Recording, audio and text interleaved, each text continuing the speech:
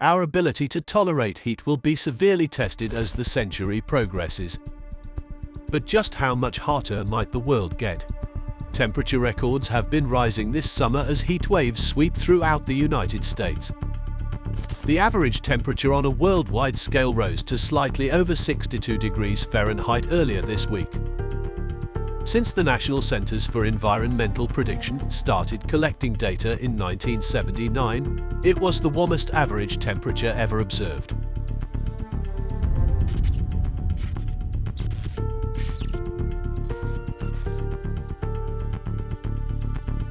However, Earth has experienced warmer days, and these days will return in the future. The Earth was far warmer than it is today during the so-called hothouse times, when the atmosphere was supercharged with greenhouse gases, and the greatest heat waves were equivalently terrifying.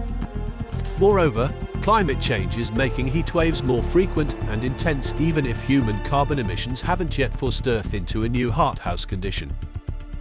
Earth won't be as searing and inhospitable as Venus, a planet that has temperatures that are hot enough to melt lead any time, but experts predict that heat events that push the edge of human endurance will occur more frequently as the century progresses. And if the spike in temperature continues, it isn't beyond the realm of possibility that Earth will resemble Venus in the very, very distant future. While it may not feel like it, Earth is now experiencing what geologists refer to as an icehouse climate, a time when the planet is sufficiently frigid to support an ice age cycle in which massive continental ice sheets wax and wane close to the poles. According to a joint study by international climate scientists from Germany, Sweden, Denmark, and Australia, even if the Paris Climate Agreement's objectives are met and global warming is kept to a maximum of 2 degrees Celsius (3.6 degrees Fahrenheit) above pre-industrial levels, the climate system may still reach a catastrophic tipping point. Human emissions of greenhouse gas are not the sole determinant of temperature on Earth, stated Will Stephan, the study's principal author and a climate researcher at the Australian National University and the Swedish research centre Stockholm Resilience Centre. Our study suggests that human-induced global warming of 2 degrees Celsius may trigger other Earth system processes, often called feedbacks, that can drive further warming, even if we stop emitting greenhouse gases, he expressed. According to their analysis, under such a scenario, the long-term global average temperature would end up being 4 to 5 degrees warmer than pre-industrial levels. Many islands and coastal cities, including Venice, New York, Tokyo, and Sydney, would be underwater as a result of sea levels rising 10 to 60 meters, 33 to 197 feet. These large urban areas would have to be abandoned. This climate scenario is known as the hothouse Earth scenario. We need to travel back at least 50 million years to the early Eocene to get a sense of what a much warmer Earth might look like. That was sort of the last really warm climate the Earth experienced, says Jessica Tierney, a University of Arizona paleoclimatologist. The temperature on Earth today is often about 60 degrees Fahrenheit. The globe was different and the temperature was closer to 70 degrees during the early Eocene. The tropical waters simmered at spa-like temperatures of 95 degrees Fahrenheit, while the poles were devoid of ice. In the Arctic, crocodiles and palm trees were hanging out. At the Paleocene-Eocene thermal maximum (PTM), a few million years earlier, temperatures were significantly higher. The deeper layers of geologic time contain more intense hothouse eras. 92 million years ago, during the Cretaceous hot greenhouse, the Earth's surface temperature increased to around 85 degrees Fahrenheit and stayed there for millions of years, enabling temperate rainforests to grow near to the South Pole. According to a tentative reconstruction from the Smithsonian Institution, a severe global warming event that occurred 250 million years ago signaled the transition between the Permian and the Triassic periods. During this time, the Earth's average temperature hovered at 90 degrees Fahrenheit for millions of years.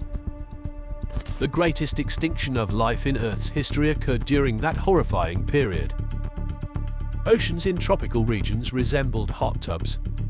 Although we lack daily climate information from the Permian or any other ancient period in Earth's history, it seems likely that this week's heat wave in Death Valley would have been a typical day in the vast, arid heart of the supercontinent Pangaea.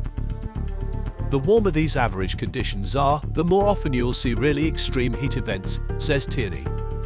When the temperatures are at their highest, places like a desert would just be unbelievably hot.